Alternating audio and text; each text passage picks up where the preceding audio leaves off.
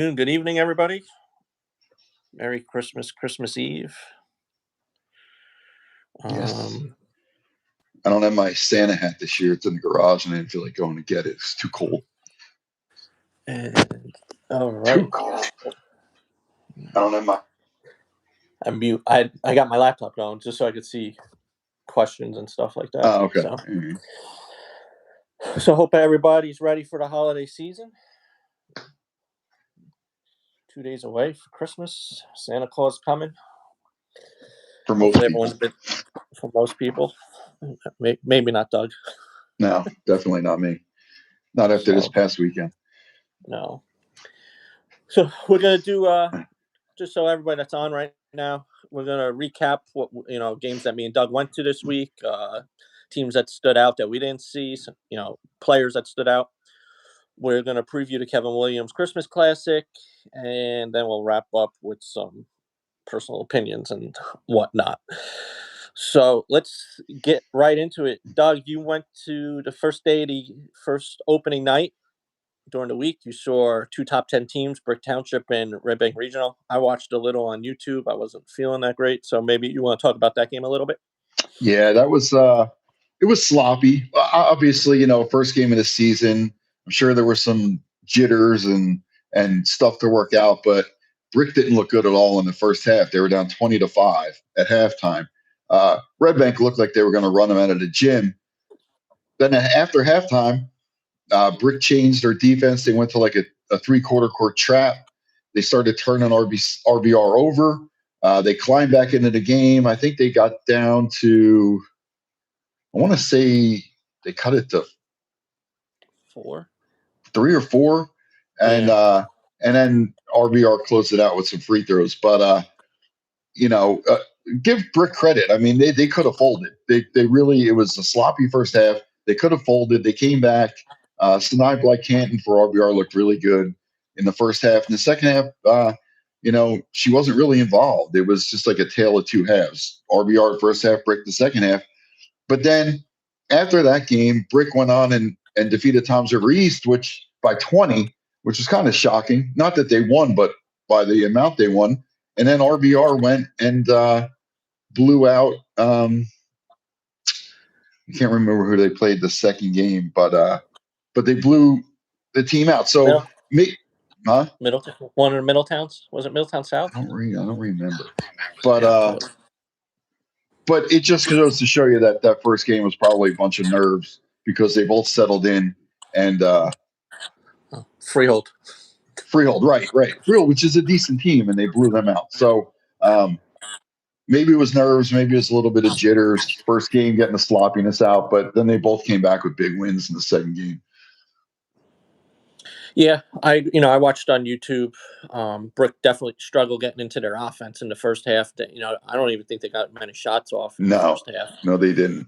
And then they, like you said, they didn't fold. They just took it, came out second half, put the pressure on, and able to, climb back. And they were, from the second half, they were able to carry that on to the next game where, like you said, not surprised they won, but the deficit that the amount they won by, I thought Toms River East is maybe the second best Ocean County team, second or third. Thought that would be a little closer. So great job to Brick, great job Kevin, getting them ready, and big first test, and then the next 2 games, no issues winning their next 2 games. And maybe we give East a little grace too because that was their first game. Brick had one under their belt. But they lost big, and then East came back and beat South, Toms River South, who blew out Middletown North their first game. So, little craziness early, but we knew this was going to happen. Anything beyond the third team, we knew there's going to be some upsets and some movement in the top 10. Yeah. Speaking of the third team, me and you both went to see them play St. Rose, Trinity Hall, trailing pretty much the whole game except for the last few minutes, and knocking down free throws to close out the game against St. Rose. What was I know we posted on the run that they went on. 12-1 to end the game. 12-1, and 7 of those points were at the foul free throw line. Correct. the big story of the game was probably defense, where Callie Decker couldn't miss in the first half. And we talked to Coach McCarthy after the game, how he said, Winnie Hobson wanted to cover her in the second half, and she didn't get a single shot off, which could be a big factor why the outcome. Yeah, Decker was 5 for 7 from 3 in the first half, even banking one in at the end of the half. At the buzzer. And Trinity just looked, again, first game. Let's cut everybody a little slack. It's their first game. They never got down big, which it looked like at some point St. Rose might put them down big. They never got down big. And we were sitting there watching the game, and I said, I still think the whole game, I always thought Trinity was going to come back and win. I just had this feeling it never got out of hand. It was always close. And I just thought that they'd come back. I didn't think it was going to end 12-1 when, they couldn't put 12 points together the whole rest of the game, with St. Rose hitting shots. Second half was way different. Like you said, Whitney Hobson told coaches she wanted Decker in the second half. She took Decker, and Decker didn't get one shot off in the second half. St. Rose was in a little bit of foul trouble, Belle Alvarado. And St. Rose used a lot of their bench. I mean, they have, what they use, 11, 12 players. I mean, maybe early season, that's okay, but it might have cost you a game. Mm-hmm. It might have cost you another game. Coach is going to have to probably shorten that rotation pretty soon, and try to keep her best 7, 8 players in the rotation, and try to keep your best players on the floor. And I know she's got a lot of talent, a lot of kids transferred in, so she probably wants to get them some minutes. But if it's going to cost you games, you're going to have to stop doing that. Yeah, a lot of changes there with Cruci graduating, Jada transferring. I thought maybe she's just trying to figure out her rotation. That could have been the reason why she was going so deep, because it was a lot of different rotations out there on the court. I think obviously she'll shorten that up, I think, as the season. Yeah. But they, St. Rose, like usual, hard schedule, 3 top 20 teams in the state to start off the season. I know they're 0-3. Right. But with what left, I don't know. I think maybe, Trinity Hall game, you had that game, so you're probably disappointed you lost, but then you lose by 2 to Bayonne. It's not bad showings, considering you got a lot of new faces there. And I think, as they get more comfortable and the rotation shrinks down, I think they'll be a tough team to play later in the season. We said last week on our preview that it might take them a little bit of time with all the new faces to gel. And it looked like some of the players were a little lost out there. Maybe it was the rotations. Maybe it was, not unfamiliarity with their new teammates. Some of them weren't getting enough shots that they didn't think they were going to get enough shots. But, coach will figure that out. She'll have that done. And like you said, playing 3 top 10 teams in the state is only going to help you going down the road. Yeah. Then next game I went to was Manchester. I'm drawing a blank. Who did I? Oh, Marlboro. Mm-hmm. Marlboro off to a good start this season. Marlboro was up big that game, going into halftime, and Manchester didn't quit. They were down 29 something, I think, at one point, and they got it to within 2. Maddie Nolan and just Serrano. They battled. Those are the 2 main weapons for Manchester on both ends of the floor. They battled back, but Marlboro was able to close it out. I think big difference was Marlboro, I think, hit 6 threes in the first half, and I don't know if it was that side of the hoop, because the ball was bouncing out in the first half for Manchester, and Marlboro was going through the same thing in the second half. Talking to the athletic director, Hoffman, over there, he said the boys' game was kind of similar, that same hoop. Mm-hmm. But Manchester fought. I think they wanted that game, but Marlboro, Klatsky shown, picking off where she left off, 31 in her first game. Yeah. They had a couple injuries that game. I think that kind of might have affected the second half too, but they were able to hold on.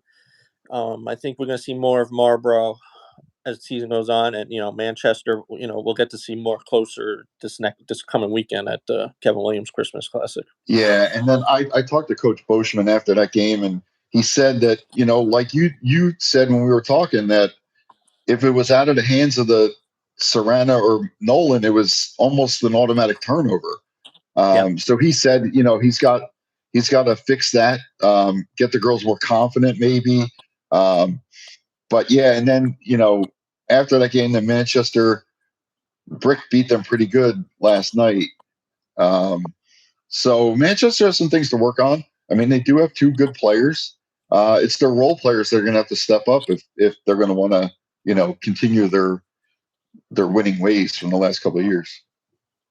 Yeah, they had a couple scrappy players that you always like to have on a team, but it was almost as soon as they got the ball, they were getting rid of the ball. Mhm. Whether it was going to a Manchester play, and like you said, Coach Boschman kind of hit. They got to get a little more confidence, not when they have the ball and not have to push it and rush it to get to Maddie or Jess. And unfortunately, when those games are put on tape and coaches watch them, Mm-hmm.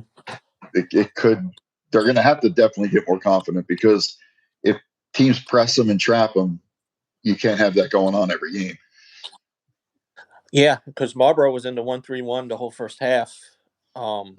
It took them Manchester a little while to find a rhythm there and get attack it, but yeah, I don't know what would have happened if Marlborough was pressing that game. So Yeah, and you went to one game, New Egypt. I went to. Yeah, I went to. Well, that's not how my night started out, but we'll get to that later. Yeah. But I did end up at the New Egypt Lacey game, which New Egypt won their first game pretty big. I think they scored 48 points. Olivia Stillwell hit 8 3-pointers in that first game, I think, against Madawan. So I went down there, and the game was not good. I mean, I don't think I'm saying anything mean or anything. It just wasn't a good game. 27-11, Lacey won. So New Egypt went from 48 points the first game to 11 the second game. Stillwell went from 27 points to 3 points. It was just a lot of turnovers, like I told my buddy whose daughter plays for New Egypt, I said, I've never seen more tipped balls in a game in my life. Just throwing passes into people's hands. But Brooklyn Bell played really well. I think she had 16 and 11. So she looked good that game. But those are two teams, I think, when they get to the heart of the schedule, playing tougher teams, they might struggle.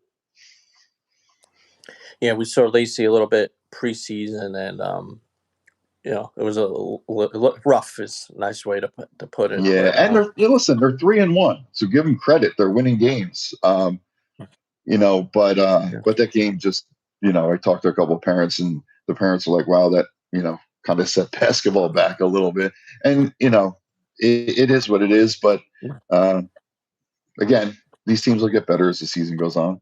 Yeah. And, Coach Padgett does a great job with the basketball down Yeah, there. they're scrappy. I mean, neither one of those teams is going to give up. Yeah. It just wasn't, a pretty game to watch. Yeah. So those were the games me and Doug saw this week. But we do want to point out, some other teams that have had a good start. I think right off the bat, Rumson is the first team we talk about.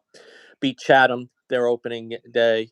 Beat Colts Neck yesterday. That's a big win. Yeah. We joked after we did the top 10 and we saw the first game saying, we definitely missed the ball, Rumson, but they definitely proved that they're a top 10 team, and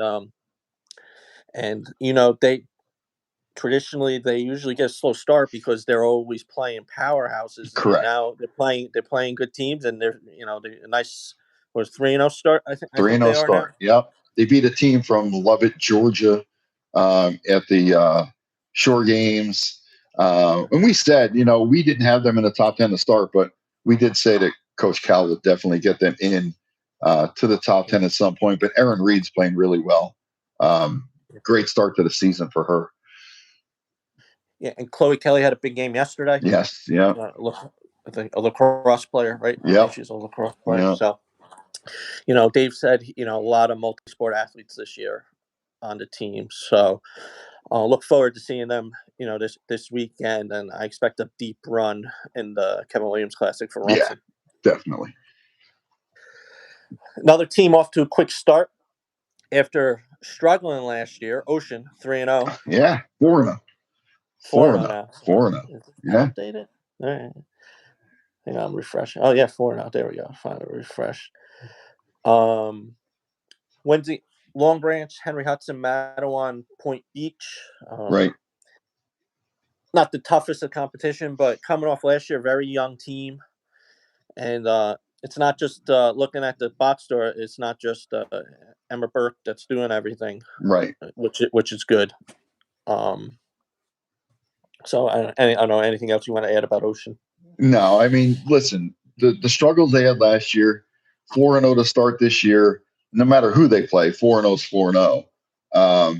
But Emma Burke had a great freshman year last year. She's playing well so far this year. And Coach Laser, I'm sure, is much happier this year so far than he was last year. But we'll see if they can continue as their schedule gets tougher also.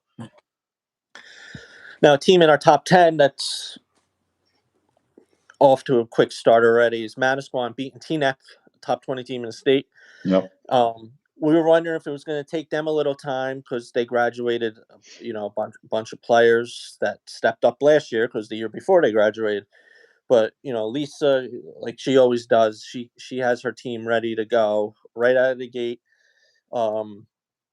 Don't know where they are I think they're up in Homedale for this winter break, but I know so. We'll see them soon. But great win against Teaneck to start the season before they head into the tough division schedule. But probably front runners for Group 2. We said that before the season started.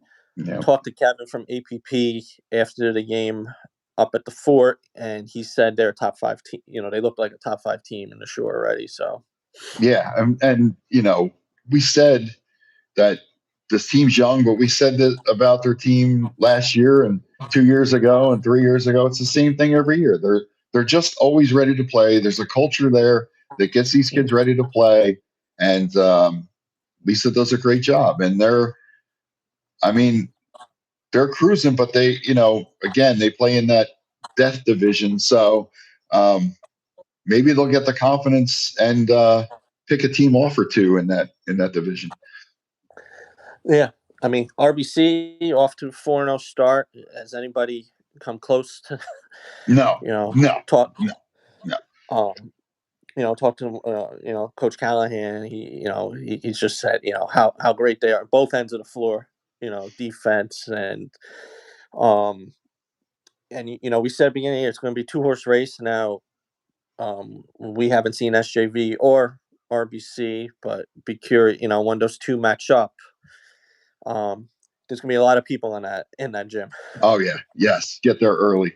RBC, they played 4 teams, 2 from Pennsylvania, Hazleton and Newman Goretti, and then they beat normal state powerhouses, Blair and IHA. So that's 4 big wins. They seem to be firing. I can't even speak today. Firing on all cylinders so far, and I just expect that to keep going. Yeah, SJV off to 2-0 start. An out-of-state team, and they played the Arts, but I think they're down in Florida. Are they down in Florida? They're usually going to. Yes, they're down in Florida for the holiday.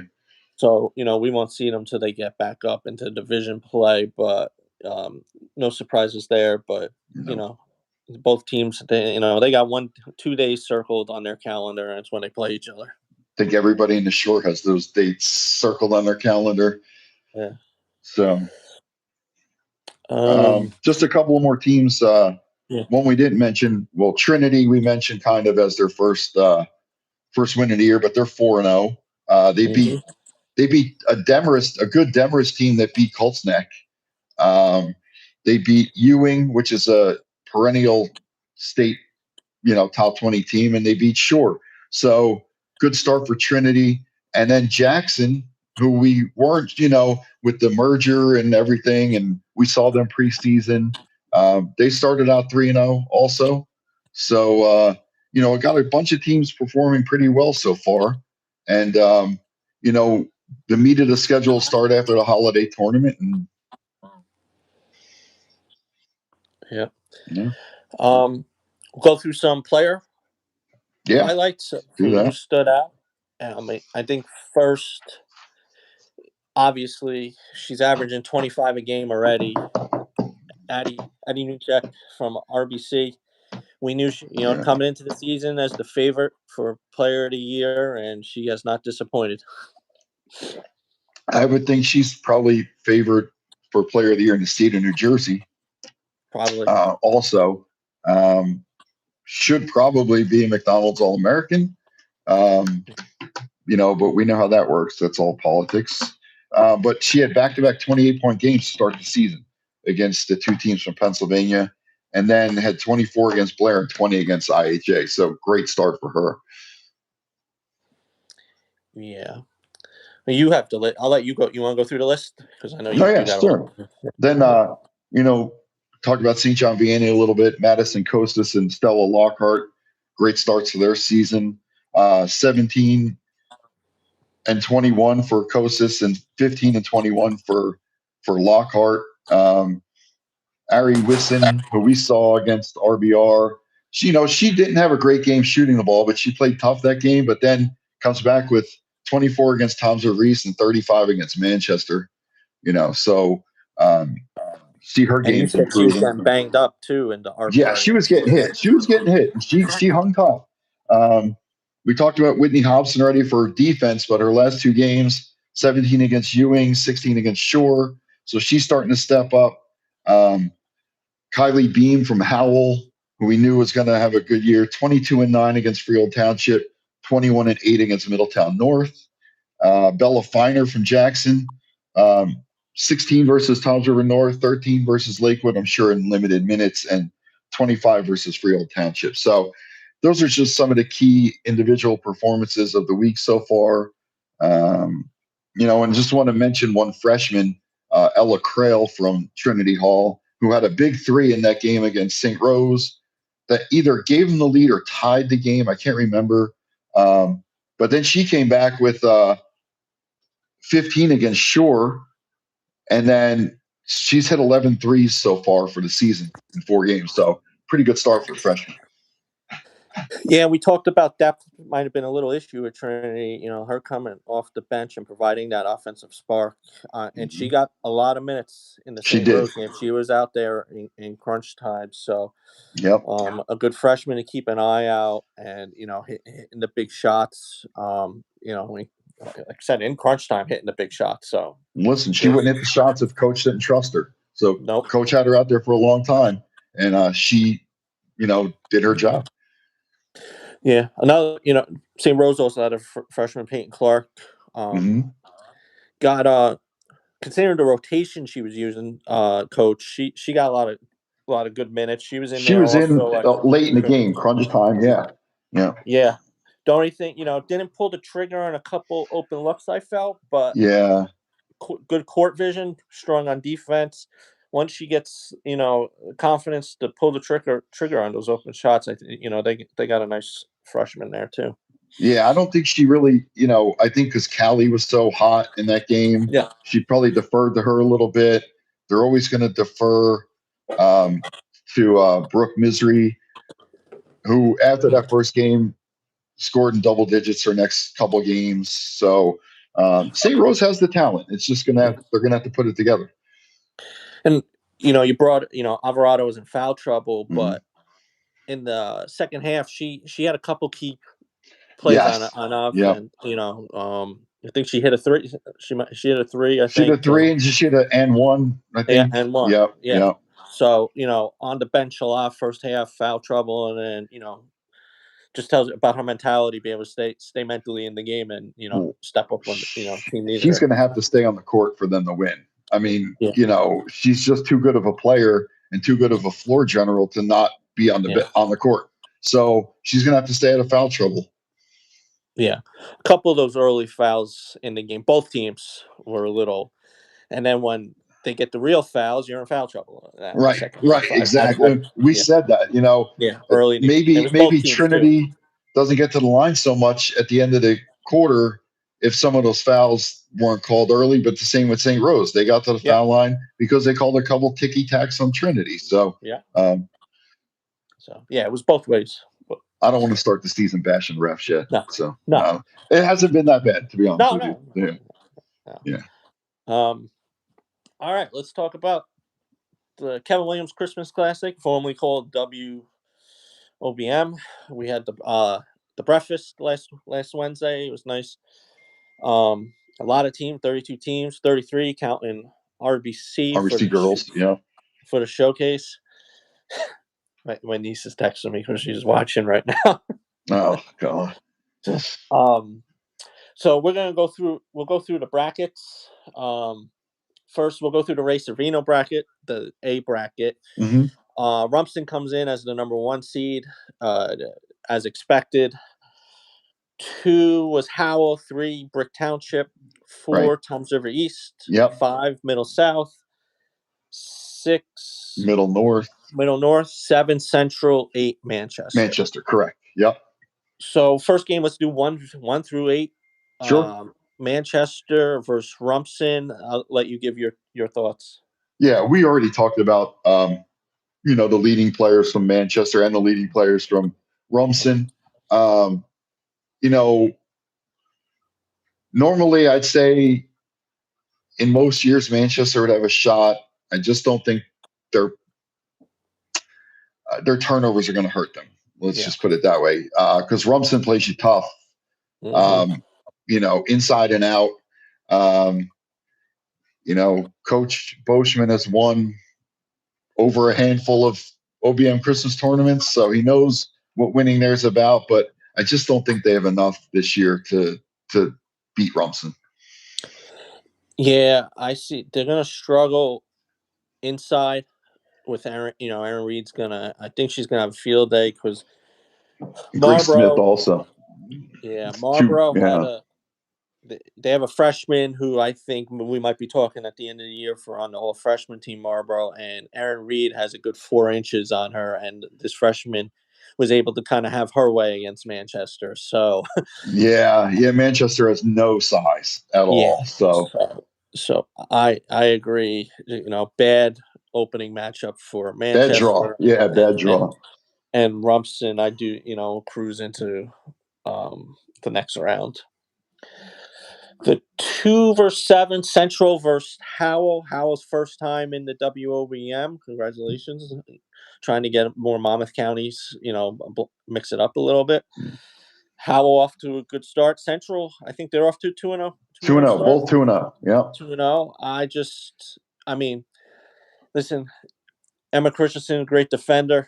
Could cause some problems for Beam. I just think Howell has too many basketball players, where Central has a lot of athletes on the I, floor. if I was Coach Torciello, I'd actually put Christensen on Marino and let Beam, Beam's going to score anyway, but I think if you could stop that second option, and Christensen can defend, we know Yes.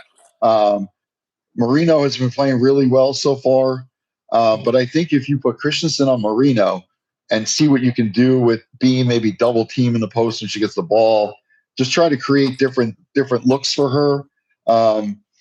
I think that's really the only way Central can come out with a victory. I just think Howell's too tough. Yeah. Beam's too is she's probably going to be the best player on the floor. So you got to try to throw different looks at her. It might be a little closer than people think, but I still think Howell's gonna win the game. I agree. 3-6 Brick versus Middletown North, a rematch of Central Jersey Group 3 opening round, where Middletown North went into Brick Township, and I guess you could upset them because there was a lot of hype on Brick entering that. It's they graduated a bunch of players, Middletown North, and this Brick team, they're not the baby freshmen that they were last year, and I think Brick, is going to move on pretty easily, especially after North. That opening game against Tom's River South. Yeah, that 20 points. Yeah. So that's not a good look going into a tournament and going against a better team like Brick. Yeah, Brick is they don't start a senior. So, you got all your kids back from last year. Anna Claire Stout playing in the middle is very tough. Does their dirty work for the for Wisson and Frederickston to get their shots. And and the way Middletown North started 0-3, I just don't think this one's going to be close. And the good thing with Brick too is everybody on the floor can handle the ball. They it might not be shooters and stuff, but they're not a liability if they have the ball. And say if Ari's getting double team or Kendall's getting double team, they can move the ball around, not have to worry about turnovers. So that's a big plus too. They also showed that they're not afraid to pick people up, 3/4 court, full court. Sit back. They got it. They have a multitude of defenses they can employ, depending on who they play, which is good to be a versatile team. But yeah, they're very athletic too, very quick. So yeah, I don't see this one being close. I agree. 4-5, which I think is going to be a great game. We got Toms River East, the 4 seed, against the 5 seed Middletown South. Veteran coach Cohen and first year coach Warner. This could go either way, my opinion. I think South lost their first game, but they lost to Manasquan, which they played them close for a half. So and East lost their first game, but I think they rebounded, South, which is a good win for them. Right. So I'm going to go Middletown South on this, but this is really a coin flip. I think this game. Yeah, I think you could go either way. It's really a true 50-50 game. I think. I just think Toms River East has maybe a little more size. Kylie Francis is playing lights out. I mean, she's averaging 16 and 13 in the first 2 games. Does Middletown South have somebody that can stop her? But then you got Brooke Gathman and Libby Dickman. So the East has a lot of weapons. That first game, maybe against Brick, I'll throw that one out. First game of the year for them. Brick had a tough game under their belt. Dan Werner was a great player, just got his first win as a coach. So I'm sure he'll have some tricks up his sleeve to maybe slow down East, but I still think East wins in a really close game. And speaking of Brooke Gaffman, 100 blocks, only a couple games into her sophomore season. A year and three games, it's crazy. She's a space eater inside. She protects the rim. If the guards get beat, she protects the rim. That's what you want out of a big. So yeah, I think it's going to be the best game of the first 4 in that Cervino bracket for sure. But I think East will pull it out. And shout out to Brooke Gaffman's dad, St. Rose graduate, a very good basketball player himself. And trust me, it's not because Coach Warner went to Florida. I don't hold that against him. I'm not picking for that reason. Dan, I swear, it's just nothing personal. You see that video? Not change the subject of the boy with the not singing the song. Yes, the teacher had him singing Rocky Top, and the kids in the back going, "Nope, I'm a Georgia fan. Nope, I'm not singing it." Good for him, standing his ground. I can appreciate that. Yeah. All right, we'll talk the Kathy Snyder bracket, which is probably wide open. Wall has the top seed. I don't even know who Wall against Point Beach, who just picked up their a win against Pinelands today. Mm-hmm. So Wall, good first game. I think they won their opener. I think who did they just lose to? They're 1-1. Who did they lose to? I don't know. Pull it up. They played somebody decent yesterday. Point Beach, congratulations to Coach Tierney. of the two Tierney's cousins. She beat her cousin today. So They lost. Wall lost to Southern okay, yesterday by all 5. right. So, so new coach at Point Pleasant, Point Beach. A lot of new, Franheimer is graduated. Gone. New faces. Somebody new got to carry the load on offense. But I think Wall advances in that game. Thank God Erin Frauenheim graduated, so you don't have to butcher her name anymore. Yes. Yes. Gone. Yeah, I think Wall wins that game too. Erin McBaron's playing great ball right now, 23 points a game in the first two games. Sophia Cupping, 8.7 rebounds a game. And like you said, Point Beach the last couple of years was carried by Frauenheim. She's not there anymore. They have a bunch of young players, and I think they might take their lumps in this tournament, but it'll give them good experience for down the road. Yeah, and I think Wall's got a couple of freshmen that they're putting into rotation. I think Gemma Brett, somebody told me that watches on the boys' side, said she had a pretty good first game. So I don't know who that is. It was Steve, and he said you're giving him Blair Witch Project vibes with the camera. All right. Sorry. Need to get it to work on the iPad. Yeah. All right, next game. Toms River South is playing Brick Memorial. Mm-hmm. Which would be considered a 2-7. Toms River South, a big win, dominating win against the team in the top bracket. I think they're one of the favorites in this bracket to come out with the trophy. I think so. Yeah, I definitely think so. And Brick Memorial, pretty young. They started out the season 1-3, a couple of tough games for them. But Toms River South's going to have the best player on the floor, Lindsay Cribben. She's a great player. She's averaging 23 a game, 6 rebounds. She's been consistent her whole 2.5 years so far. Daniela Gordon's averaging 10 a game. Kylie Ford 8. So they have some weapons that they haven't had. It's been Lindsay pretty much the last couple of years, but now they have some other weapons to help her out. Brick Memorial's led by Michaela Rivers. She's averaging 11. Marin Schneider, 5 points, 5 rebounds a game, but I just don't think they have enough to hang with Toms River South. And so, like you said, South had a nice win over Middletown North, then lost to East. But I think in this half of the bracket, they probably are the best team. It's them and Wall. Yeah, I agree. Point Borough versus Toms River North would be the 3-6 or 11-14. Borough won a game at the buzzer out of conference. Their opening game got canceled because of floor conditions. And, the court had issues, which a couple courts had issues. It seemed like schools were being, we were at St. Rose. They were being proactive, trying to avoid salt getting onto the court.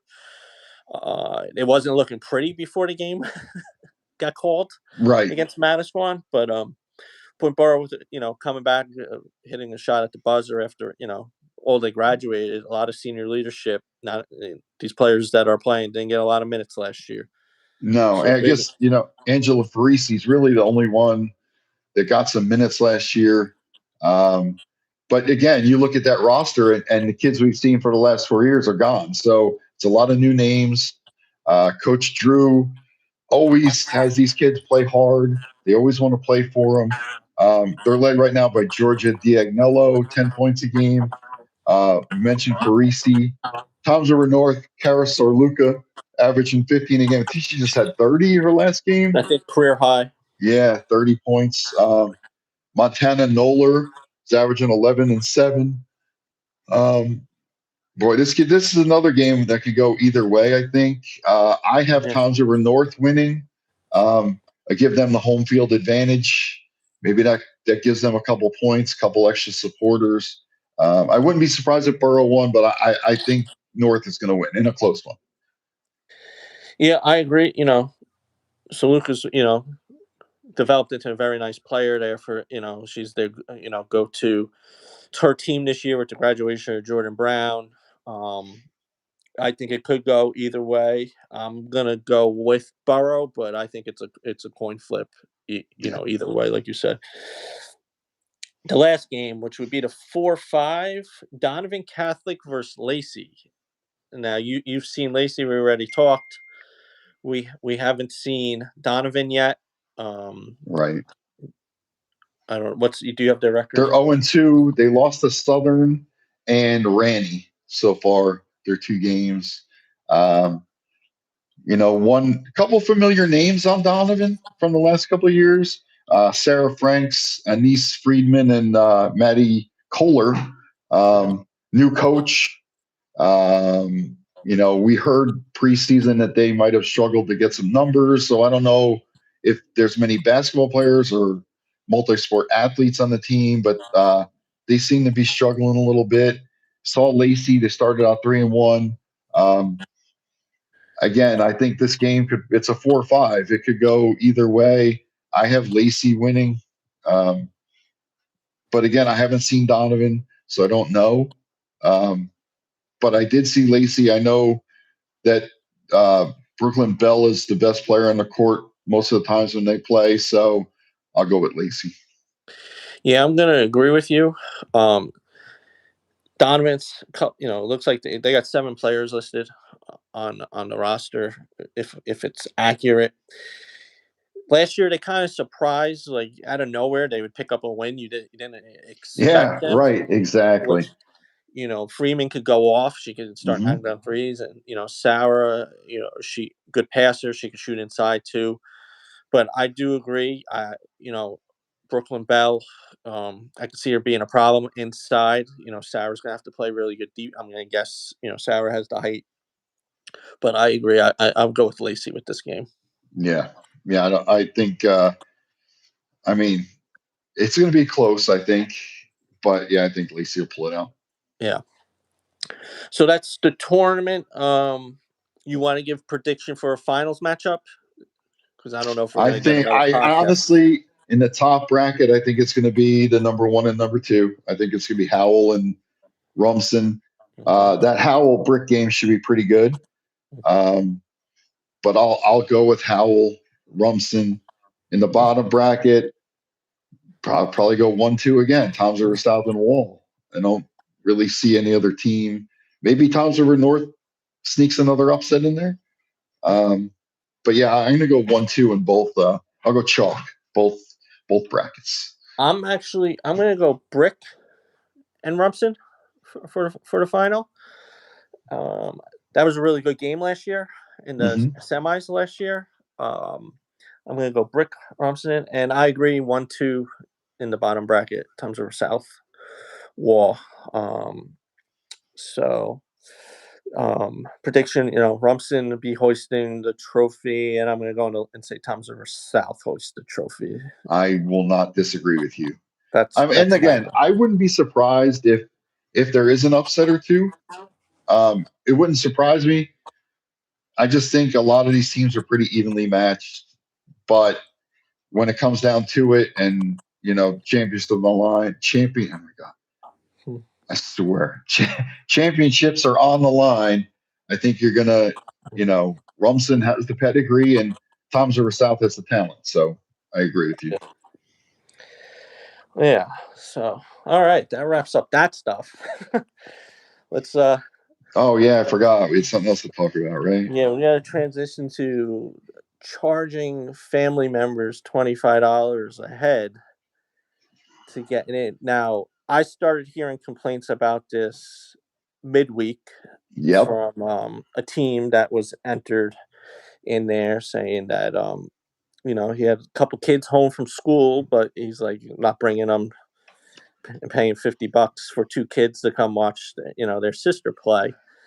And talking to a media person that was there, he said there was a lot of parents complaining about the price. And I think talking to somebody that covers basketball, not an official capacity with an official media company, but he's been doing this a while. He kind of brought up AAU to me, and to me, that's not an argument because this is high school basketball. Yeah. It's meant for kids to get in, your classmates to get in, to come support. And I said this about 4 or 5 years ago. I feel these showcases have ruined the basketball season for high school. I mean, it gives us an advantage. We could catch 6 games in one day without leaving the gym. But to me, it just ruined the atmosphere of, the rivalry games and not playing, you're playing teams all over the country now. And I don't know, it's the only sport that does this. You don't Listen, see that in any sport. I get that teams like RBC and SJV need to play out of shore teams. I get that 100%. That's the only way they're going to be challenged. But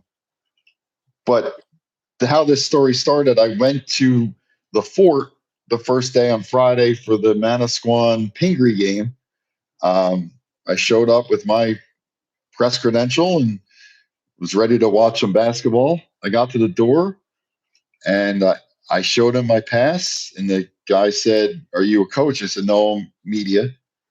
And he looked at the lady next to him and said, "Are we charging media?" And the lady said, "Yes." And I was like, "What? I've never been charged to come into a game." you know. So I kind of laughed and was like, "All right, well, see you later. I'm not paying $25. Like, I'm not paying to go work. You get paid to work. I'm not paying." So I had discussions with people like you beforehand saying that the $25 was outrageous. I have a couple friends that are coaches or parents that said that they left siblings at home, like you said, $25 a head. So they'd be paying $150 to watch their kid or sister play one game,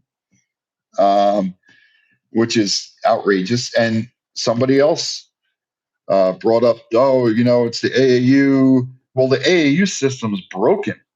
It's broken. They're charging $75 for a weekend of basketball at AAU games. Well, I was lucky when Morgan played. I was a coach. I didn't have to pay. I was lucky. But you travel. You got teams coming from Canada, Arkansas, wherever they're coming from. You have a captive audience. Where their parents going to travel and not go watch their kid play? Of course, they're going to pay the $25. But it's still a ripoff, and it's still greedy. And I don't care what anybody says. It's greed. And like you said, basketball is the only sport where they take advantage of people like this. Mm-hmm. And so I posted something on Twitter that, it was outrageous that they were charging media $25. And I had parents messaging me saying, "Thank you for bringing it up. It is ridiculous." And then I had a media member come at me on Twitter for saying that I was wrong for calling the guy that runs the tournament greedy and short-sighted, that he does great work and he runs tournaments throughout the country. So I said, well, then he's ripping people off all over the country. It's not just the shore. If he's charging $25 to get in, it's ridiculous. I had a coach, an assistant coach of a team in the tournament come at me and saying that, it's based on the AAU structure. And so I asked her, I said, "So you're okay with your fan base paying $25 a head to get into the game?" And she said she wouldn't say no. She didn't say no. I gave her multiple opportunities to say no. She would not say no. I said, "Well, you're doing your fan base a disservice by being okay with $25 a head. Maybe some people can afford it, but maybe some people can't."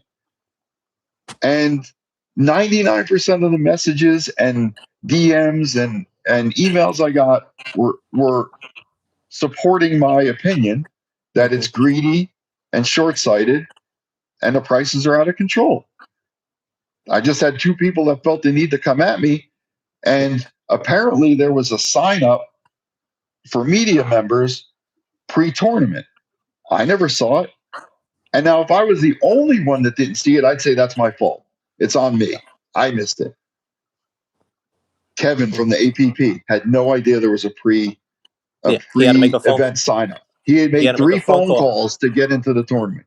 Okay. Yeah. Luis, who's covered the state for multiple years, who now has a higher supervisor job at NJ.com, and his 2 reporters that cover the state of basketball, girls basketball in New Jersey, had no idea there was a pre-tournament sign up for media. So you tell me, is it the guy that knew about the sign up who's friends with the guy that runs the tournament, or does every outlet that covers short conference basketball is wrong and didn't know about a sign up? Come on, that's not a coincidence. Wow. So, again, did I go a little hard on Twitter? Yes. Should I have been a little more reserved and mature? Yes. But if people are going to attack me for having an opinion, and 99% of the people out there support my opinion, I'm going to defend it. Yeah. And I still don't think I'm wrong. I still think it's greedy. And I still think it's short-sighted.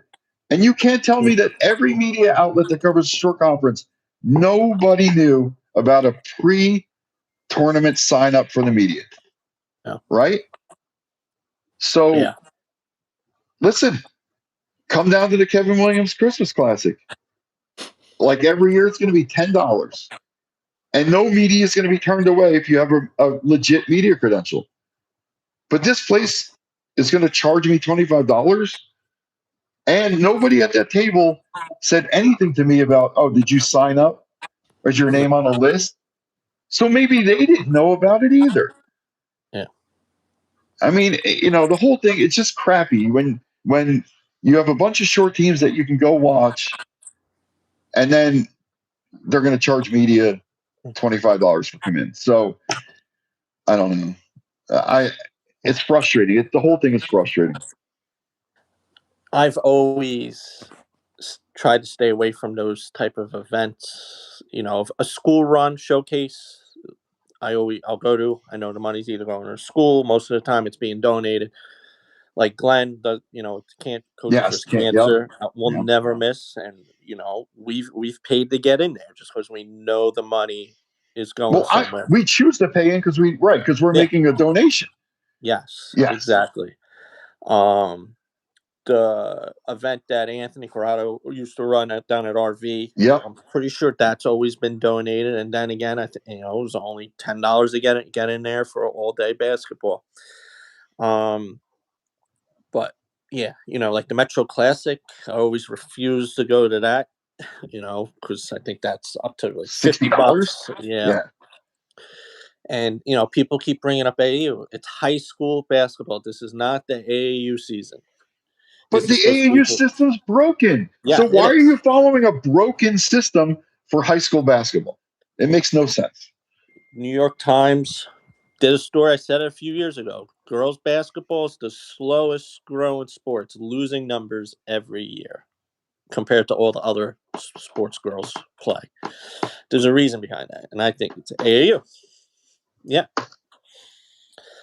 It's sad. It really is sad. Yeah. And like I said, I'll stand by my opinion. Other people back me up. So, it just upsets me that you have a coach involved in the tournament, an assistant coach who's okay with them being charged $25. Yeah. Like that should be number one. Be like, wait a minute. If all the coaches said, hey, $25, I mean, that's a little ridiculous. Can we make it like 15, 10, 15? There should be a 2 in front of like our parents, kids with families with 2 or 3 kids, that's $125, $150. You can go out to dinner, have a nice dinner. You're going to watch one game. And then if you play 2 games, when you come back on Sunday, hey, nice family. How about another $125? Come on. Yeah.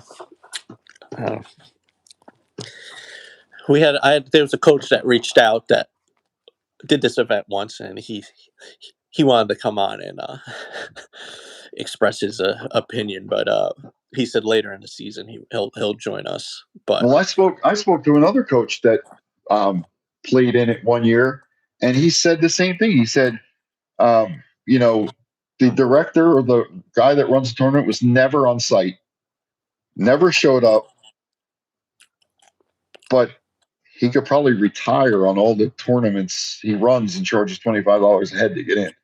So, I mean, if you're going to rip people off, at least show your face.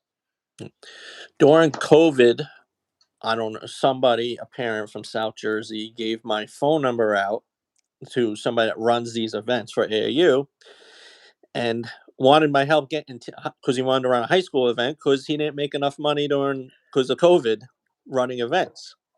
And right away, I'm like, I'm not about that, especially the high school. Like, I'm not going to help you make a profit. No. So this is high school. No. It's not AAU. It's high school season. And listen, I don't have a problem overall with the showcases. I really don't. I think it gives certain teams like SJV and RBC exposure to teams that they'll be more competitive with. Although those two games or each team played wasn't very competitive, but you have to go outside the shore for those two or three teams to play teams that are more on your level.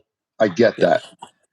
But then don't take advantage of that by charging these families $25 a head to get in the game. Yeah. And, the teams are paying to get into the event, too, on top of that. Yeah, and listen, I get there's expenses. Referees aren't free. I don't know if you had if each venue charged a rental fee. I don't know that, but I'm still saying $25 a head is ridiculous. You could have covered that with $10 a head. Yeah. So yeah, I'll stand on that. Manasquan parents said just off their one game alone on the Manasquan side, 1,500. A parent did the calculation. And that's how many teams were in this tournament? 60, 50? I don't know. Whatever. Yeah, I don't know. I think there were 70. Luis said he thought 75 games. Yeah, but basketball is the only sport that people are taking advantage of like that. So, well, thanks, Peter, for your support. I know me and you are very like-minded. So, my niece says, yeah, it's again, I don't have a problem with, like you said, with schools charging because they use that money for school-related events. Yes. So if they charge $2, $4, okay, that's fine. But $25 is, and then the assistant coach that was in the tournament, her argument was, well, you get to watch more than one game. There's a site with 6 games. These parents are not staying. First of all, your kid takes a bus from the school, right? Yeah. Well, a lot of these kids don't drive. So you have to leave after the game to catch up with the bus at the school to get your kid home. So you're not staying for 3 or 4 games. You're staying for one game. Yep. Unless you're a basketball fan, you're not going to more than one game. Unless you're media, you're not going to more than one game. So throw that argument out. It's the AAU system. It's broken. Yep. Oh. Yeah. Well, I stayed pretty calm, didn't I? You're very good. All right. Very good. $10. Kevin Williams. Christmas Classic.